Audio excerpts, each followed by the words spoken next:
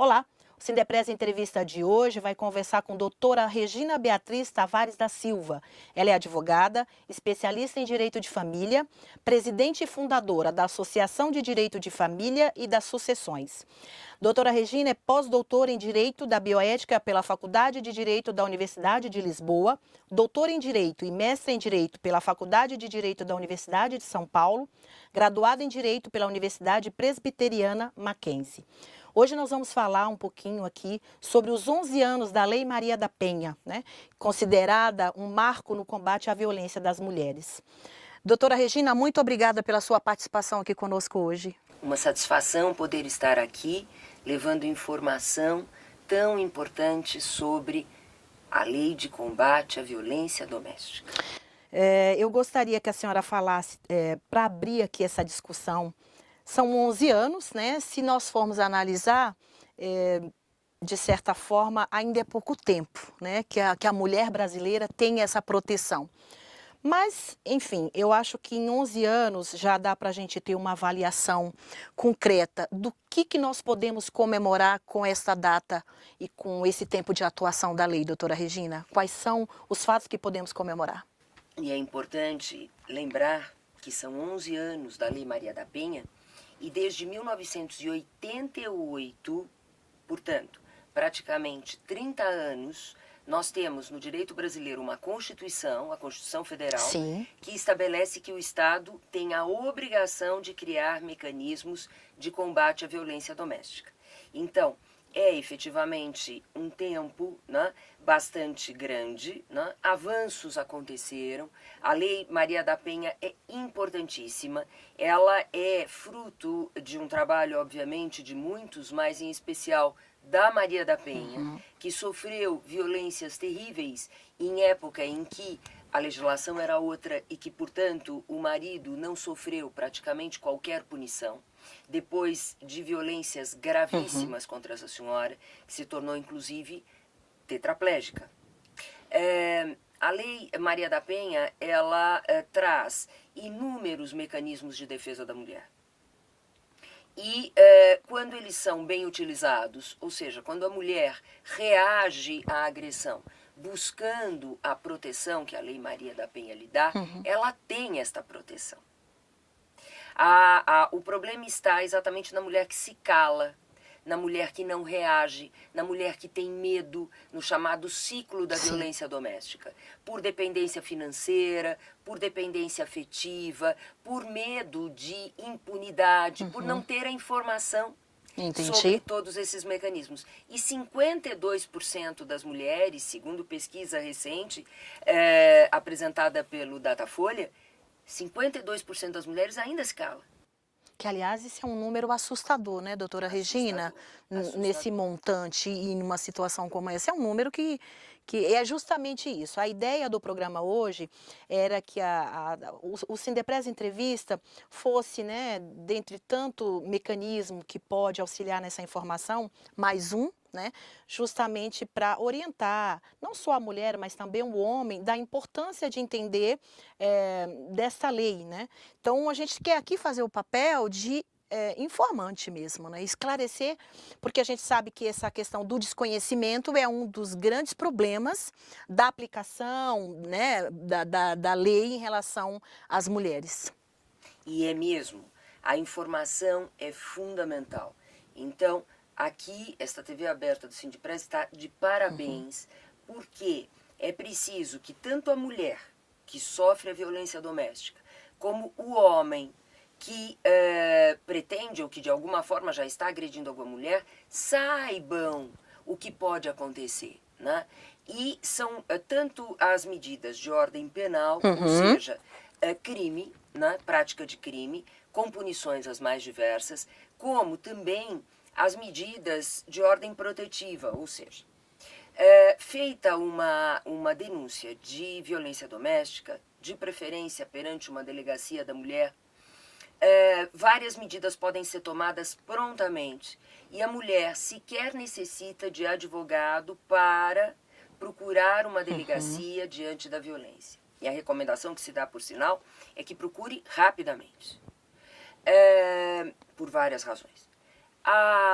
procurada a delegacia e, obviamente, comprovada a prática, né, a agressão, seja física, seja verbal, seja sexual, seja psicológica, seja patrimonial. Vejam como é grande o âmbito da proteção desta lei. Da lei. Todo tipo de violência, porque às vezes se pensa que é só agressão física. Exatamente. Não. As outras agressões também são combatidas por esta lei. Outro fato, doutora Regina, interrompendo a senhora, que inclusive a informação é importante justamente por isso, porque a gente, né, no dia a dia, né, dentro daquilo que a gente consegue ouvir, assistir ou ler sobre a Lei Maria da Penha, está sempre focada na questão da agressão física, né? Então aqui um item muito importante, deixar bem claro e destacar que não é necessariamente só a agressão física. Exatamente. Agressão verbal, agressão sexual, agressão psicológica, agressão patrimonial, extravio de bens, né? Utilização de procuração, indevidamente, Sim. enfim, quebra, né, de objetos da mulher. Dentro disso, né, como comentava, procurada a delegacia pode ser imediatamente determinada a retirada do agressor de casa. Sim. Para que a mulher fique em proteção. Pode ser determinada medida de distanciamento, mesmo em qualquer local público, do homem em relação a essa mulher, sob pena de prisão imediata. Né? Então, há muita... até a medida de alimentos, até a pensão alimentícia Sim. pode ser determinada desde logo. Né? Revogação de procurações. Né? Então vejam como essa lei tem todo um sistema adequado de proteção. E além disso, se a mulher não quiser procurar uma delegacia da mulher, ou se não tiver uma delegacia da mulher num determinado estado que seja mais próximo, em São Paulo há muitas, né? O número maior de delegacias de mulher no Brasil está em São Paulo, mas pode também procurar um advogado para promover as ações com base na Lei Maria da Penha perante um juiz de direito. E que também são medidas altamente eficazes. Ok. Doutora Regina, ainda dentro da questão da Lei Maria da Penha, o que acontece, né? Por exemplo, e falando de uma forma bem pessoal, a gente assiste muito, né, na grande imprensa em especial, fatos que envolvem violência contra a mulher, e ali em algum momento é destacado que a Lei Maria da Penha não chegou a tempo, ou que a Lei Maria da Penha não teve a oportunidade de protegê-la ou não protegeu. E eu fico, inclusive, muito preocupada porque existem alguns veículos que tratam só dessa versão, né? Ou seja, não mostra o outro lado, né? É aquela história, só mostra o que é ruim, né? E fica por isso mesmo. E eu fico muito agoniada enquanto telespectadora ou enquanto leitora, quando eu vejo notícias na imprensa brasileira colocada desta forma, porque eu acho que aí está fazendo um papel não de informação, e sim de desinformação, na verdade.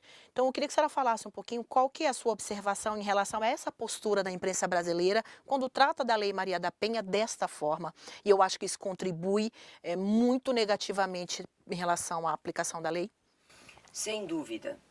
Apresentar somente um problema, ou os problemas, ou um problema isolado, leva a um desincentivo em relação às denúncias, em relação à utilização dos mecanismos protetivos da Lei Maria da Penha. Por quê?